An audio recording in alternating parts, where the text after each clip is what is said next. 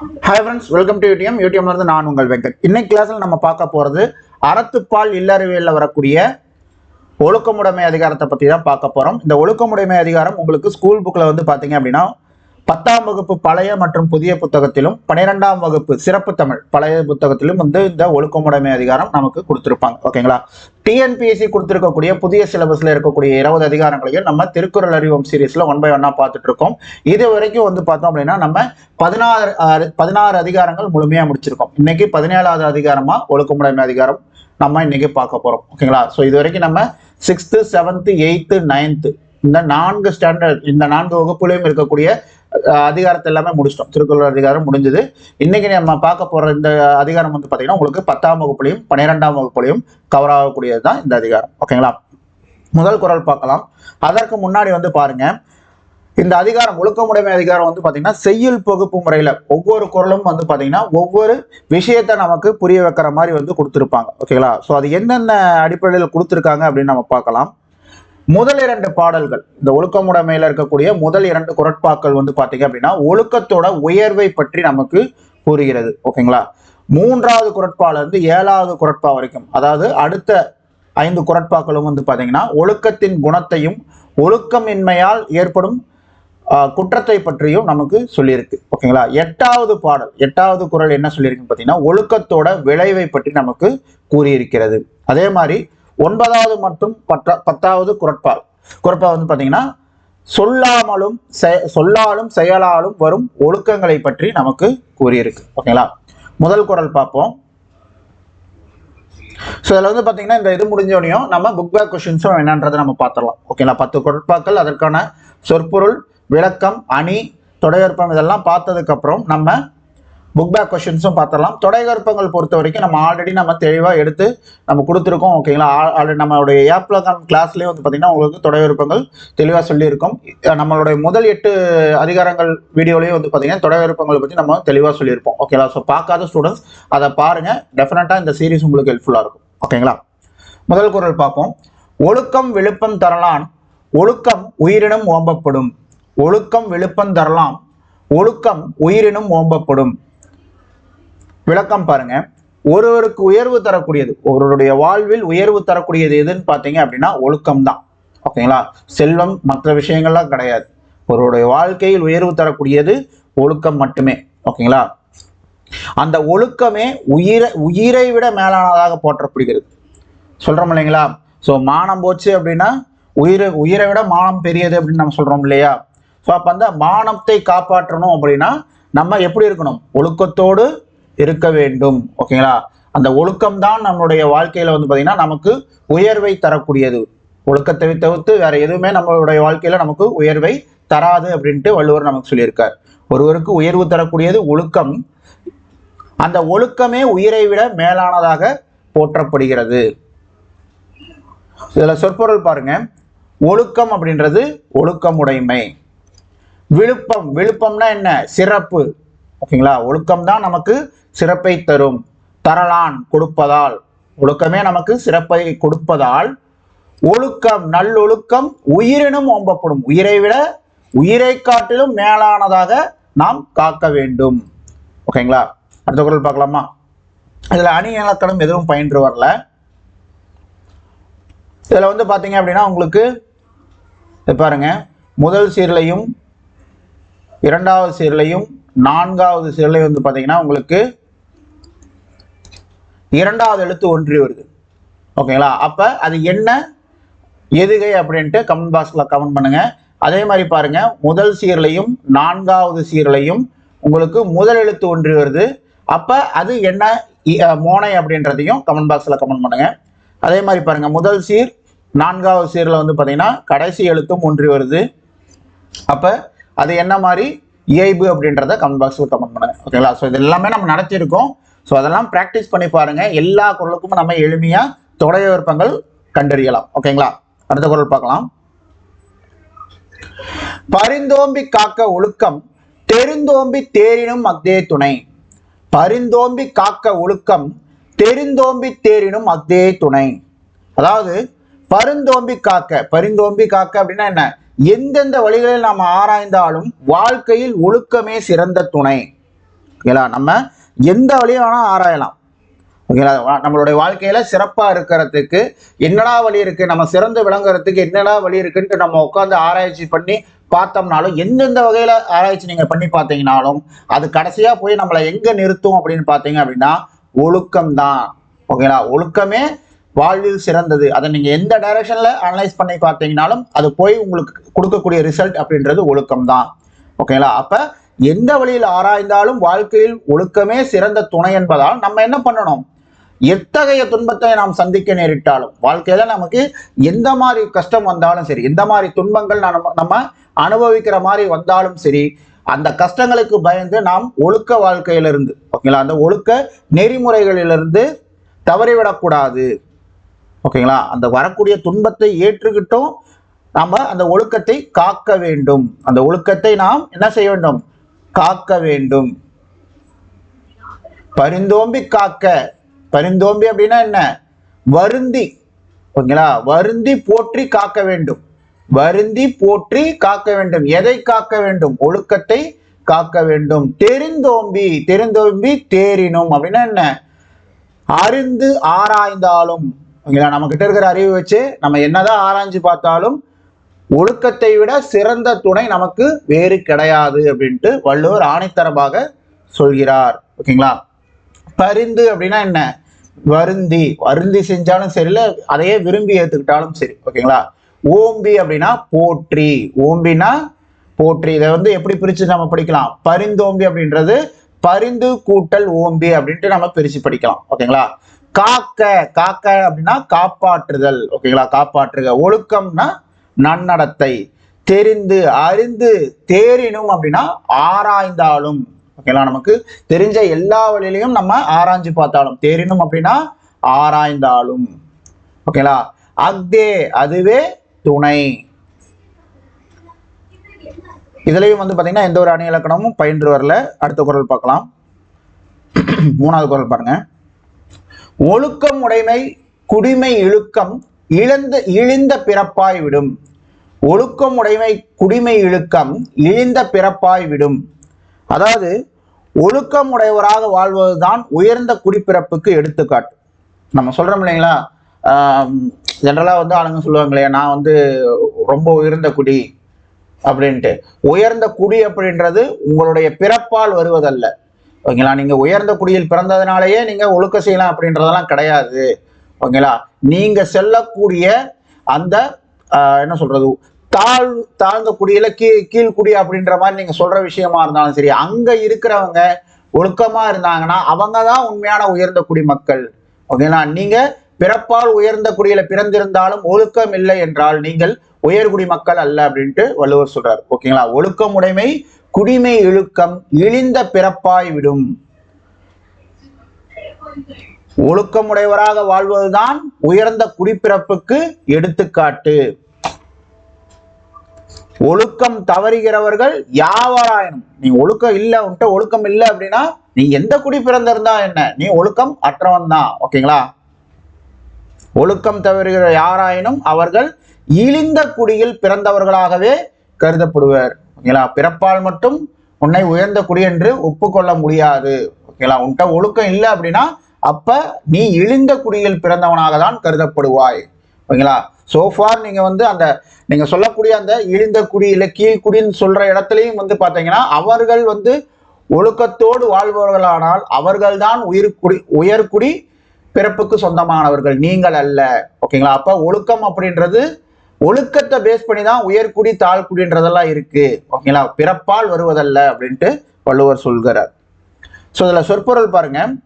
ஒழுக்கம் அப்படின்றது நல்ல நடத்தை. ஒழுக்கம் அப்படின்னா என்ன, நல்ல நடத்தை. உடைமை. உடைமைன்னா என்ன, நம்ம கிட்ட இருக்கிறது. ஓகேங்களா. ஸோ அப்ப ஒழுக்கம் நம்ம கிட்ட ஒரு உடைமையா இருக்கணும். எப்ப பொருளுடைமை நம்ம சொல்றோம், செல்வம் நம்ம கிட்ட இருக்கணும் நம்ம ஆசைப்படுறோம், அதே மாதிரி தான் ஒழுக்கமும் நம்ம கிட்ட இருக்கணும் நம்ம ஆசைப்படணும். அதற்காக தான் நம்ம வாழ வேண்டும். ஒழுக்கத்தோடு தான் நம்ம வாழ வேண்டும். உடைமை அப்படின்னா உடையது. ஓகேங்களா. ஒழுக்கத்தை உடையவனாக இருப்பது. குடிமை அப்படின்னா உயர்ந்த குடிப்பிறப்பு. ஓகேங்களா. இழுக்கம். இழுக்கம்னா தவறுதல். ஓகேங்களா. அப்ப ஒழுக்கத்தை நீங்க தவறும் போது நீங்கள் உயர்ந்த குடிப்பிறப்பில் இருந்தாலும் பிறந்திருந்தாலும் நீங்கள் என்னவாக கருதப்படுவீர்கள், இழிந்த தாழ்ந்த பிறப்பாக கருதப்படுவீர்கள். ஓகேங்களா, அடுத்த குறள் பார்க்கலாம்.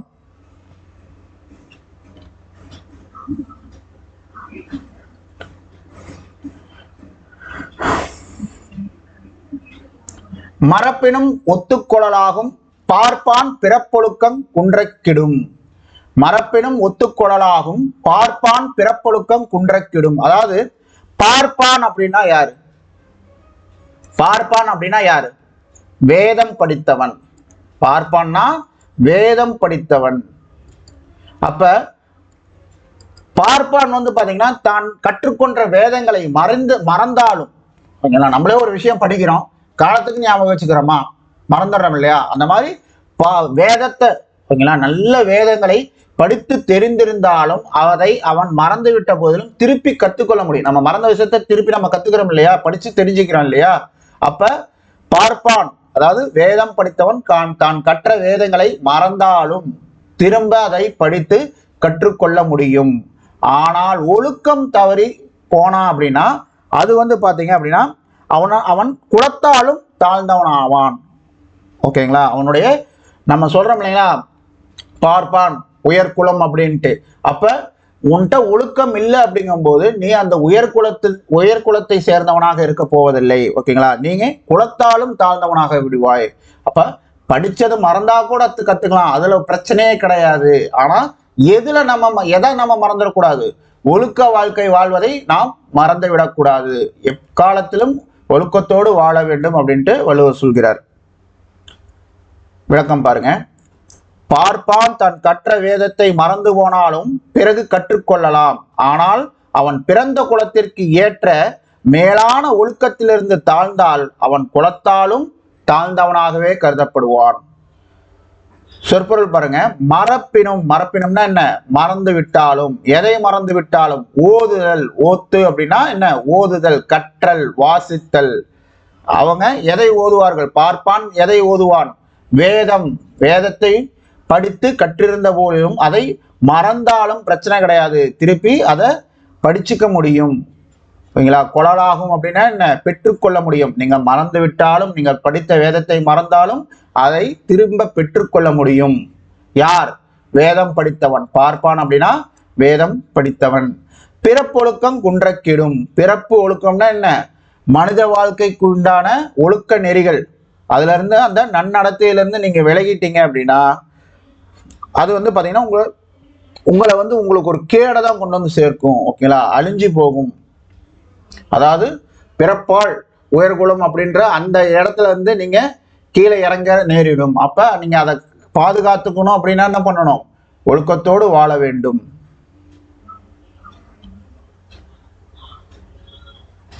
அடுத்த குறள் பாருங்க. அழுக்கார் உடையான்கண் ஆக்கம் போன்று இல்லை, ஒழுக்கமிலான்கண் உயர்வு. அழுக்காறு அப்படின்னா என்ன? அழுக்காருன்னா நமக்கு தெரியும் இல்லையா? அழுக்காறு அப்படின்னா பொறாமை உடையவன். ஓகேங்களா, பொறாமை உடையவன். பொறாமப்படுறது, அடுத்தவனுடைய வளர்ச்சியை பார்த்து இல்லை அடுத்தவன்கிட்ட இருக்கிற செல்வத்தை பார்த்து பொறாமப்படுறது. ஓகேங்களா, அதை அவன் இது பண்றதுக்கு எவ்வளவு கஷ்டப்பட்டிருப்பான். ஓகேங்களா, அப்ப அதற்கு பின்னாடி இருக்கக்கூடிய கஷ்டத்தை பார்க்காம அவன் எப்படி கஷ்டப்பட்டு வந்தான் அப்படின்றத பார்க்காம அவனுடைய உயர்ச்சியை மட்டும் பார்த்து அழுக்காறு பொறாமை உடையவனிடம் வந்து பாத்தீங்கன்னா செல்வம் சேராது. ஆக்கம் போன்று இல்லை. ஓகேங்களா, பொறாமை உடையவனிடத்தில் செல்வம் சேராது. அது மாதிரிதான். அதுபோல ஒழுக்கமிலான்கண் உயர்வு. அதே மாதிரி வந்து பாத்தீங்கன்னா எப்படி பொறாமை இருக்கிறவன்ட்ட வந்து பாத்தீங்கன்னா செல்வம் சேராதோ அதுபோல ஒழுக்கம் இல்லாதவனிடம் வந்து பாத்தீங்கன்னா அவனுடைய வாழ்வில் உயர்வு இருக்காது. உன்கிட்ட ஒழுக்கம் இல்லைன்னா உன் வாழ்க்கையில நீ உயர்வையே பார்க்க மாட்டேன், உன் வாழ்க்கையில எந்த ஒரு வளர்ச்சியும் இருக்காது அப்படின்ட்டு வள்ளுவர் சொல்கிறார். இது பாருங்க, இங்க குறள்லயே பாருங்க, ஆக்கம் போன்ற கம்பேரிசன் இங்க வள்ளுவர் எடுத்து வச்சிருக்காரு. யாருக்கும்? பொறாமை உடையவனுக்கும் ஒழுக்கம் இல்லாதவனுக்கும் ஒரு கம்பேரிசன் வச்சிருக்காரு. பொறாமை இருக்கிறவன்ட்ட செல்வம் இருக்காது, அதே மாதிரி ஒழுக்கம் இல்லாதவனுக்கு வளர்ச்சி இருக்காது அப்படின்ட்டு அந்த போல அப்படின்ற இதை வந்து கம்பேரிசன் எடுத்து வச்சிருக்காரு. போலன்ற ஓம உறுப்பு வெளிப்படையா குரல்ல வரும்போதே அது என்ன அணி? ஓமை அணி. ஓகேங்களா, ஓமை அணி. அழுக்காறு அழுக்காறுன்னா என்ன? பிறராக்கம் பொறாமை, பிறரிடம் இருக்கும் செல்வத்தை பார்த்து பொறாமை கொள்வது. அழுக்காறுனாவே பொறாமை தான். ஓகேங்களா? உடையான்கண் பொறாமை உடையானிடத்தில் ஆக்கம் வளர்ச்சி செல்வம் இல்லை. ஓகேங்களா? இருக்காது. அதுபோல போன்று ஒழுக்கம், ஒழுக்கம்னா என்ன? நன்னடத்தை. இலான்கண் அப்படின்னா இல்லாதவனிடத்தில் உயர்வு அப்படின்றது உயர்ச்சி. ஓகேங்களா? அடுத்த குறள் பார்க்கலாம்.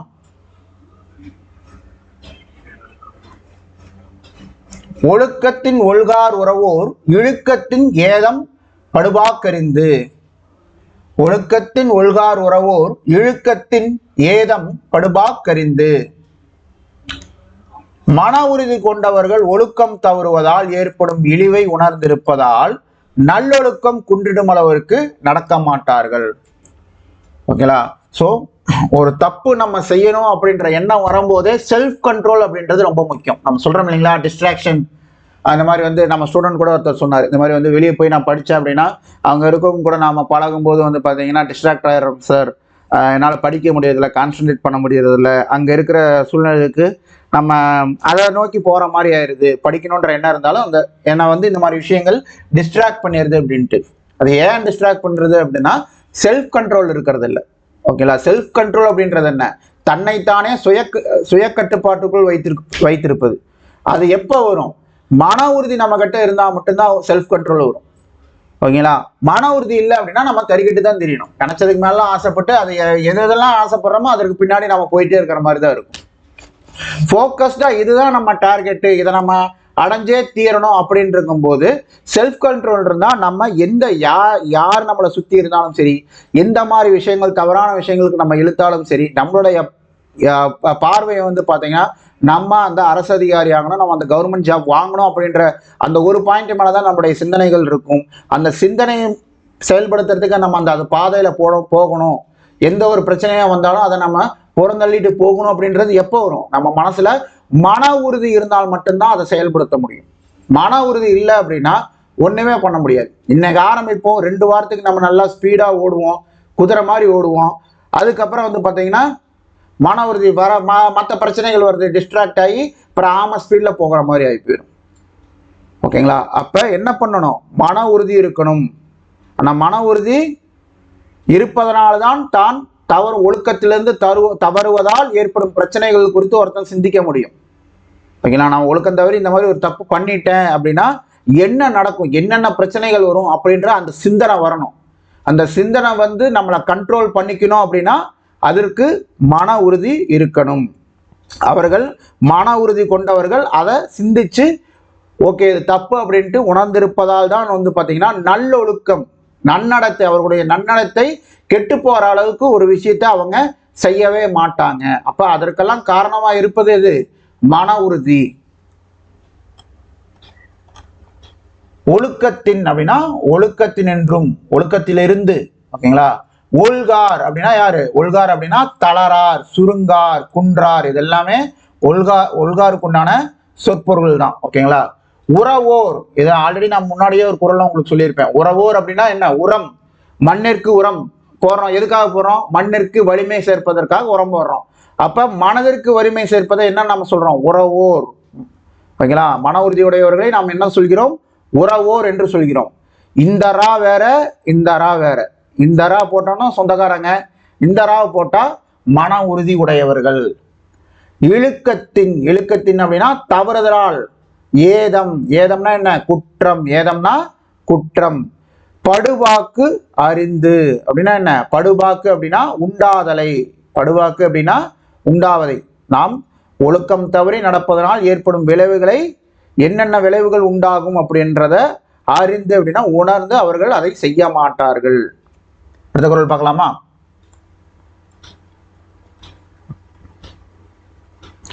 ஒழுக்கத்தின் எய்துவார் மேன்மை, இழுக்கத்தின் எய்துவார் எய்தாப்பழி. கரெக்டு தானே? ஒழுக்கத்தின் எய்துவார் மேன்மை, இழுக்கத்தின் எய்துவார் எய்தாப்பழி. நீங்க ஒன்றும் இல்லை, ரொம்ப ஆகச்சிறந்த படிப்பாளி, அறிவாளி, எல்லாமே தெரிஞ்சிருக்கு. ஓகேங்களா? அவன் பார்த்தீங்கன்னா ஒரு ஒரு மிகச்சிறந்த வாழ்க்கையை வாழ முடியும் அவனுக்கு இருக்கிற அறிவை வச்சு. ஓகேங்களா. அது தவறான பாதையில, ஒழுக்கக்கேடான பாதையில போகும்போது அவனோட வாழ்க்கை அப்படியே என்ன ஆகும், தலைகீழாக திருப்பி போட்டுரும். ஓகேங்களா. அப்ப அவன் படிச்ச படிப்பு எதுவுமே அவனுக்கு கை கொடுக்காது. கஞ்சியும் கழியும் தான் நின்றுட்டு இருக்கணும் ஜெயில உட்காந்து. அப்ப எதனால் நாம் மேன்மை அடைய முடியும்னு வள்ளுவர் சொல்றாருன்னு பாத்தீங்கன்னா, ஒழுக்கத்தின் எய்துவார் மேன்மை. ஒழுக்கம் இருந்தா உன்னுடைய வாழ்வில் மேன்மையை அடைய முடியும். இழுக்கத்தின் எய்துவார் எய்தாப்பழி. அதுவே நீ ஒரு தப்பு செஞ்சுட்ட, ஒழுக்கத்திலிருந்து ஒழுக்கக்கேடான விஷயத்தை செஞ்சுட்ட அப்படின்னா நீ அடையக்கூடாத பழிகள் எல்லாம் உன்னை அடைய நேரிடும். ஏன் அப்படின்னா நம்ம அந்த ஒழுக்கத்தை கரெக்டா ஃபாலோ பண்ணல. ஓகேங்களா. தவறான செயல்களில் ஈடுபடும் போது நம்ம என்னதான் ஒரு அறிவாளியா ஒரு ஆண்டவனாகவும் சான்றவனும் எப்படி வேணா இருந்துட்டு போங்க, அப்ப இது எல்லாமே என்ன ஆகும், அந்த புகழ் எல்லாமே அழிஞ்சு போய் உங்க மேல பழிச்சொற்கள் தான் விழுகும். அப்ப அந்த பழிச்சொற்கள் நம்ம மேல விழுகக்கூடாது, நம்ம வாழ்க்கை சிறந்திருக்கணும் அப்படின்னா நம்ம எப்படி வாழ வேண்டும், ஒழுக்கத்தோடு வாழ வேண்டும். ஒழுக்கத்தினால் உயர்வை அடைவர், ஒழுக்கம் இல்லாதவர் வேண்டாத பழியை அடைவர். சொற்பொருள் பாருங்க. ஒழுக்கத்தின் அப்படின்னா ஒழுக்கத்தினால், எய்துவர் அப்படின்னா அடைவர் ஆவார். மேன்மை, ஒழுக்கம் இருப்பவர்கள் உயர்வை அடைவர். ஒழுக்கம் இருப்பவர்கள் அவருடைய வாழ்வில் உயர்வை அடைவார்கள். இழுக்கத்தின் எய்துவர் எய்தாப்பழி. இழுக்கத்தின்னா என்ன, இழுக்கம் அப்படின்னாவே என்ன, தாழ்வு, நம்ம வாழ்க்கையில தாழ்வு நிலைக்கு போறது. ஓகேங்களா. எய்துவர் எய்தாப்பழி. எய்துவர் அப்படின்னா என்ன, அடைவர். ஒழுக்கம் தவறுதலால் எய்துவர் அப்படின்னா அடைவர். அடைவதற்கு உரித்தல்லாத பழிக்கப்படுதல். ஓகேங்களா. அடைவதற்கே நம்ம வாழ்க்கையில இந்த ஸ்டேஜுக்கு நம்ம போகக்கூடாதுன்னு நினைப்போம் இல்லைங்களா, அந்த ஸ்டேஜுக்கெல்லாம் நம்மள கொண்டு போய் நிறுத்திடும் எப்ப நம்ம ஒழுக்கம் தவறும் போது. அடுத்த குறள் பார்க்கலாமா. நன்றிக்கு வித்தாகும் நல்லொழுக்கம் தீயொழுக்கம் என்றும் இடும்பை தரும். வெவ்வேறு ஆங்கிள் நமக்கு வள்ளுவர் அதை தான் சொல்லிட்டு இருக்காரு. நீங்க எந்த இதை இங்கிலீஷ்காரன் படத்துல வடிவ சொல்ற மாதிரி பாத்ரூம் சேவர் ஏறி குதிச்சு கூட சாப்பாடு இடத்துக்கு வந்துடலாங்க அப்படின்னு சொல்ற மாதிரி வள்ளுவர் எப்படி சுத்தினாலும் சரி, எந்த ஆங்கிள பூந்தாலும் பாத்தீங்கன்னா திருப்பி அந்த ஒழுக்கத்தை இன்சிஸ்ட் பண்ணிட்டே இருப்பாரு. ஓகேங்களா. பல ஆங்கிள் நமக்கு ஒழுக்கத்தோடு நாம் வாழ வேண்டும் அப்படின்றத இன்சிஸ்ட் பண்ணிட்டே இருப்பாரு. நன்றிக்கு வித்தாகும் நல்லொழுக்கம். ஓகேங்களா. நன்றிக்கு வித்தாகும் நல்லொழுக்கம் தீயொழுக்கம் என்றும் இடும்பை தரும். தீயொழுக்கம் என்றும் இடும்பை தரும்னா என்ன பண்ணும், நம்ம கிட்ட இருக்கக்கூடிய தீய ஒழுக்கம், ஓகேங்களா, நம்ம ஒழுக்கக்கேடான விஷயங்களில் நாம் ஈடுபடும் போது அது என்னைக்குமே பாத்தீங்கன்னா நமக்கு என்னத்தை தரும், துன்பத்தை தான் தரும். ஒரு நாளும் ஒழுக்கக்கேடான விஷயங்கள் நாம் ஈடுபடும் போது நாம் இன்பம் அடைய முடியாது, நம் வாழ்வில் இன்பம் இருக்காது. அதுதான் தீயொழுக்கம் என்றும் இடும்பை தரும் அப்படின்ட்டு சொல்றாரு. ஓகேங்களா. நல்லொழுக்கம் வாழ்க்கையில் நன்மைக்கு வித்தாக அமையும். ஓகேங்களா. நீங்க ஒரு ஒழுக்கத்தோடு வாழ்கிறீர்கள் என்றால் நம்மளுடைய நன்மைக்கு, நம் வாழ்வில் அடையக்கூடிய நன்மைக்கு அந்த ஒழுக்கமே வித்தாக அமையும். வித்துனா என்ன, விதையா இருக்கும். ஓகேங்களா. அதையே நீங்க தீயொழுக்கத்தை ஃபாலோ பண்ணீங்க அப்படின்னா உங்க வாழ்க்கை கஷ்டத்துல தான் முடியும். நன்றிக்கு அப்படின்னா நன்மைக்கு, நன்றிக்குன்னா நன்மைக்கு. வித்துனா என்ன, விதை. காரணமும் சொல்லலாம், வித்துனா காரணமும் சொல்லலாம், விதையும் சொல்லலாம். நல்ல ஒழுக்கம், நல்லொழுக்கம்னா என்ன, நல்ல ஒழுக்கம். தீயொழுக்கம், தீய ஒழுக்கம். எப்போதும், என்றும்னா என்ன, எப்போதும் இடும்பை தரும், துன்பத்தையே தரும். அடுத்த குறள் பார்க்கலாமா.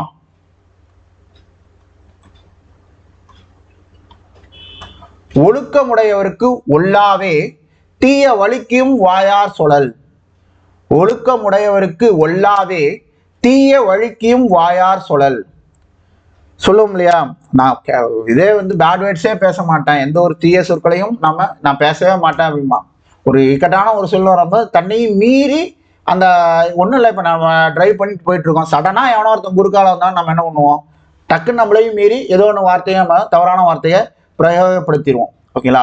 ஆனா வள்ளுவர் என்ன சொல்றாரு, ஒழுக்கமுடையவன் தன்னை அறியாமல் கூட பாத்தீங்கன்னா ஒரு தீய சொற்களை, ஒரு வசைப்பாடக்கூடிய சொற்களை யாரிடமும் சொல்ல மாட்டான் அப்படின்றாரு. அப்படி சொல்லாம இருக்கிறவன் தான் உண்மையான ஒழுக்கமுடைய பண்பாளன் அப்படின்ட்டு வள்ளுவர் சொல்றாரு. பாருங்க, தவறியும் கூட தம் வாயால் தகாத சொற்களை சொல்வது ஒழுக்கம் உடையவர்களிடம் இல்லாத பண்பு. தவறி கூட பாத்தீங்கன்னா அவங்க எந்த ஒரு தகாத சொற்களையும் தன் வாயிலிருந்து சொல்ல மாட்டார்கள். ஓகேங்களா? ஒழுக்கம் இருக்கவங்க கிட்ட அந்த பழக்கம் எப்பயுமே இருக்காது, அவங்க கிட்ட அந்த பண்பே இருக்காது, சொல்லிலாம் தர தேவையில்லை, அவங்களுக்கு அது இயல்பாகவே இருக்கும். ஒழுக்கம் அப்படின்னா என்ன? முதல்ல இருந்து பார்த்தாச்சு. இன்னும் நமக்கு ஒழுக்கத்தை பத்தி தெரியல அப்படின்னா ரொம்ப கஷ்டம். ஓகேங்களா? நன்னடத்தை தான் அவரு ஒழுக்கம் சொல்றாரு வள்ளுவர். ஒல்லாவே அப்படின்னா என்ன? முடியாது. யாரால முடியாது? ஒழுக்கமுடையவர்களால் தீய சொற்களை ஒரு நாளும் சொல்ல முடியாது. ஒல்லாவே அப்படின்னா முடியாது. அது இல்லை அப்படின்னா அவங்களுடைய குணத்துக்கு அது பொருந்தாது. ஓகேங்களா? அததான் ஒல்லாவேன்னு என்ன, முடியாதேன்னு சொல்லலாம், பொருந்தாதேன்னு சொல்லலாம். தீய அப்படின்னா தீமையான சொற்களை, வலிக்கியும் அப்படின்னா தவறி கூட, வாயினால் சொல்ல மாட்டார்கள், வாயினாலும் சொல்ல மாட்டார்கள், மனதாலும் எண்ண மாட்டார்கள். அடுத்த குறள் பாருங்க. இதுதான் ஒழுக்கமுடைமை கடைசி குறள், அதிகாரத்துல கடைசி குறள் இதுதான். உலகத்தோடு ஒட்ட ஒழுகல் பலகற்றும் கல்லார் அறிவிலாதார். உலகத்தோடு ஒட்ட ஒழுகல் பலகற்றும் கல்லார் அறிவிலாதார். அதாவது உயர்ந்தோர் ஏற்றுக்கொண்ட ஒழுக்கம் எனும் பண்போடு வாழ கற்காதவர்கள் பல நூல்களை படித்திருந்தும் கூட அறிவில்லாதவர்களே ஆவார்கள். ஓகேங்களா? நீங்க பல நூல்களை கற்று இருக்கலாம், ஓகேங்களா, நீ ரொம்ப அறிவாளியா கூட இருக்கலாம், ஆனா உன்னா ஒரு முட்டாள் அப்படின்னு தான் கன்சிடர் பண்ணுவாங்க. எப்ப அப்படின்னு பாத்தீங்க அப்படின்னா உயர்ந்தோர், ஓகேங்களா, உயர்ந்தோர் வாழ்க்கையில் ஏற்றுக்கொண்ட ஒழுக்கம் என சொல்லக்கூடிய பண்பாடு, ஓகேங்களா. ஸோ இதெல்லாம் தான் ஒழுக்கம், இப்படிதான் அற வாழ்க்கை வாழணும், அற வாழ்க்கை வாழக்கூடிய ஒழுக்க நெறிகள் இதுதான் அப்படின்ட்டு நமக்கு சொல்லியிருக்காங்க இல்லைங்களா. அப்ப அந்த மாதிரி ஒழுக்க நெறியிலிருந்து நீங்கள் தவறி வாழ்பவராக இருந்தால், நீங்க என்னதான் நூல்களை கற்றிருந்தாலும், எவ்வளவு பெரிய அறிவாளியாக இருந்தாலும், உங்களுடைய அந்த அறிவாளித்தனம் என்பது யாரும் ஏற்றுக்கொள்ள மாட்டார்கள், உங்களை ஒரு முட்டாள்களாகவே கருதுவார்கள் அப்படின்ட்டு தான் வள்ளுவர் சொல்றார். அப்ப என்ன பண்ணணும்? ஒழுக்க நெறியோடு வாழ வேண்டும். ஒழுக்க நெறியோடு வாழவில்லை என்றால் நீங்கள் என்னதான் கற்றிருந்தாலும் நீங்கள் முட்டாள்களே, அறிவில்லாதவர்களே அப்படின்ட்டு வள்ளுவர் சொல்றார். உலகத்துடன் ஒட்டனா என்ன? பொருந்த. ஒழுகல் அப்படின்னா நடந்து கொள்ளுதல். பல கற்றும், பலவற்றை கற்று தேர்ந்திருந்தாலும். கல்லார் அப்படின்னா யாரு? கல்லார்னா யாரு? அறியாதவர்கள், முட்டாள்கள். ஓகேங்களா? அறியார், அறிவில்லாதார். அறிவில்லாதவங்களுக்கு அது தெரிய வாய்ப்பே கிடையாது. ஓகேங்களா? அப்ப நம்ம ஒழுக்க நெறியோடு வாழ கற்றுக்கொள்ள வேண்டும். ஸோ இதோட பார்த்தீங்கன்னா இந்த அதிகாரத்துக்கான சொற்குறள் விளக்கம் நம்ம சொல்லியாச்சு. இப்போ புக் பேக் கொஸ்டின்ஸ் நம்ம பார்த்துடலாம். ஓகேங்களா? இது பார்த்தீங்கன்னா 10ஆம் வகுப்பு பழைய புத்தகத்தில் கொடுத்துருக்கக்கூடிய திருக்குறள் தான். ஒழுக்கமுடைமை அதிகாரம் திருக்குறள் தான். அதுக்கான சொற்பொருள் கொடுத்துருப்பாங்க, இலக்கண குறிப்பு கொடுத்துருப்பாங்க. இலக்கண குறிப்பெல்லாம் மேடம் உங்களுக்கு தெளிவாக கிளாஸே எடுத்திருப்பாங்க. ஓகேங்களா? ஸோ அந்த கிளாஸ் பாருங்க. பார்த்தீங்க அப்படின்னா உங்களுக்கு ஒவ்வொரு வார்த்தைக்கும் என்ன இலக்கண குறிப்பு அப்படின்றது உங்களுக்கு எளிமையாக விளங்கிடும். ஓகேங்களா? சொற்பொருள்னா நம்ம ஆல்ரெடி உங்களுக்கு மேலே சொல்லியிருக்கிறது தான். பிரித்தறிதல். பரிந்தோம்பி எப்படி நம்ம பிரிக்கலாம்? பரிந்து கூட்டல் ஓம்பி. தெரிந்தோம்பி அப்படின்னா தெரிந்து கூட்டல் ஓம்பி.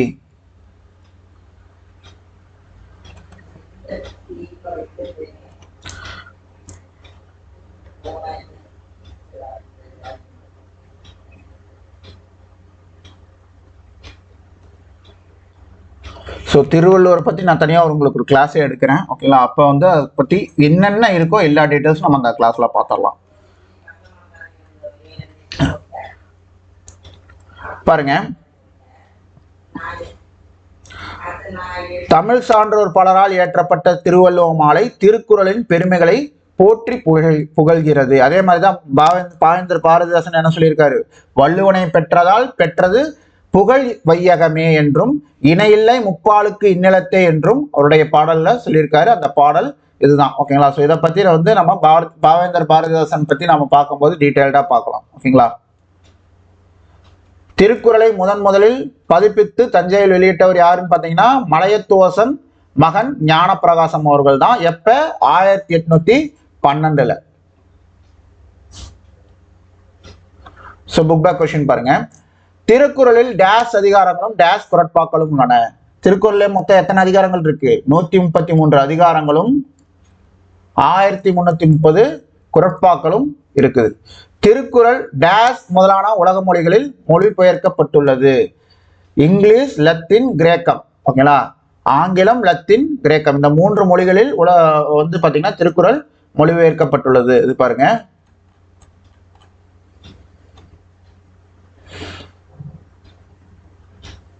பாருங்க, ஆங்கிலம், கிரேக்கம், லத்தீன் முதலிய உலக மொழிகளில் இந்நூல் மொழிபெயர்க்கப்பட்டுள்ளது. ஒழுக்கத்தின் எய்துவார் மேன்மை, இழுக்கத்தின் எய்துவார் எய்தா பழி. திருக்குறளை போற்றி பாடும் நூல் எது? இப்பதான் நம்ம பார்த்துட்டு வந்தோம். திருவள்ளுவ மாலை தான் திருக்குறளை போற்றி பாடும் நூல். ஓகேங்களா? திருக்குறள் டேஸ் வெண்பாக்களால் ஆன நூல். திருக்குறள் குறள் வெண்பாக்களால் ஆன நூல். இணையில்லை முப்பாலுக்கு இந்நிலத்தே என பாடியவர் பாரதிதாசன். உரிய சொல்லை தேர்ந்தெடுத்து எழுதுக. இது வந்து பாத்தீங்கன்னா இருவரை காணின் டேஸ் தலை. இது வந்து பாத்தீங்கன்னா உங்களுக்கு காலமறிதல் அதிகாரத்துல வரக்கூடியது. ஓகேங்களா? ஒழுக்கமுடைமை கிடையாது, காலமறிதல் அதிகாரத்துல வரக்கூடியதுதான் இந்த குறள். ஓகேங்களா? இருவரை காணின் கிழக்காம் தலை. கிழக்காம் அப்படின்னா தலைகீழ மாறுறது. அப்ப பகைவரை பார்த்து நம்ம இந்த குறள் சொல்லக்கூடிய விளக்கம் அது. ஜஸ்ட் உங்களுக்கு சொல்றேன் கேட்டுங்க. பகைவரை பார்க்கும் போது நாம் பணிந்து செல்ல வேண்டும். ஓகேங்களா? ஒரு நாள் வந்து பாத்தீங்கன்னா அவனுடைய வாழ்க்கையை தலைகீழாக திருப்பி போடும் காலம் வரும். அப்ப அவனே உணர்ந்து கொள்வான் நம்ம பண்ண தப்பு என்னன்றத அவனே உணர்ந்து கொள்வான் அப்படின்றதுதான் இருவரை காணின் கிழக்காம் தலை.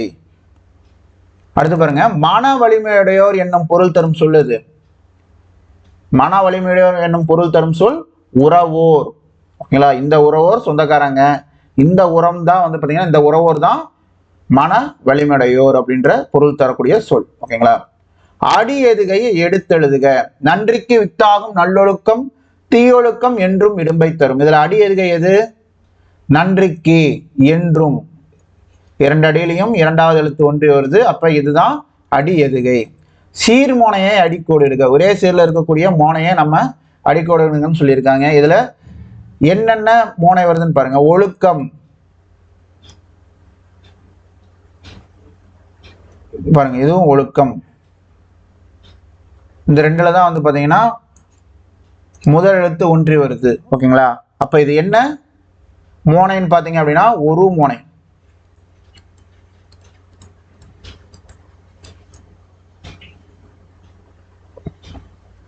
அடுத்த இது பாருங்க, விடுபட்ட சீர்களை எழுதுக. பரிந்தோம்பி காக்க ஒழுக்கம், தெரிந்தோம்பி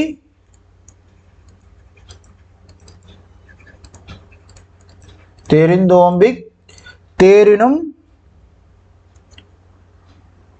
அக்தே துணை. பரிந்தோம்பி காக்க ஒழுக்கம், தெரிந்தோம்பி தேரினும் அக்தே துணை. இது வந்து பாத்தீங்கன்னா உங்களுக்கு ஊக்கமுடைய வந்து காலமறிதல்ல உங்களுக்கு வரும். ஓமையை பொருளோடு பொருத்தி எழுதுக. அழுக்காறு உடையான்கண் ஆக்கம் போன்று.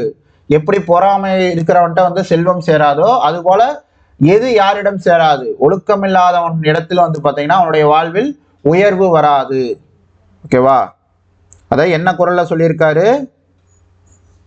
அழுக்காறு உடையான்கண் ஆக்கம் போன்றில்லை, ஒழுக்கமிலான்கண் உயர்வு அப்படின்ட்டு சொல்லியிருப்பார். இது 10வது உங்களுக்கு புது புக்ல கொடுத்துருக்கக்கூடியது. ஓகேங்களா? பழைய புக்ல தான் வந்து பாத்தீங்கன்னா உங்களுக்கு இருக்கக்கூடிய அந்த 10 குறளுக்குமே அதற்கான பொருள் விளக்கம், சொற்பொருள், இலக்கண குறிப்பு எல்லாமே கொடுத்துருப்பாங்க. புது புக்ல வெறும் பொருள் மட்டும் தான் கொடுத்துருப்பாங்க. இந்த கொஸ்டின் பாருங்க, 10th நியூ புக்ல புக் பேக் கொஸ்டின். எய்துவர் எய்தா பழி குறளடிக்கு பொருந்தும் வாய்ப்பாடு எது? இதுக்கான ஆன்சர் என்ன? கூவிளம் தேமாமலர். ஓகேங்களா? இது வந்து பாத்தீங்கன்னா உங்களுக்கு மேடம் வந்து யாப்பிலக்கணம் கிளாஸ்ல எடுத்திருப்பாங்க. யாப்பிலக்கணம் கிளாஸோட லிங்க் வந்து பாத்தீங்க அப்படின்னா இந்த பிடிஎஃப்லயும் நான் கொடுத்துருக்கேன். தென் வந்து பாத்தீங்கன்னா இந்த வீடியோட டிஸ்கிரிப்ஷன்லயும் நான் உங்களுக்கு கொடுக்குறேன். ஸோ தெரியாதவங்க கிளிக் பண்ணி அந்த வீடியோவை பாருங்க, உங்களுக்கு டீட்டெயில்டா இந்த விஷயம் உங்களுக்கு தெரியும். ஓகேங்களா?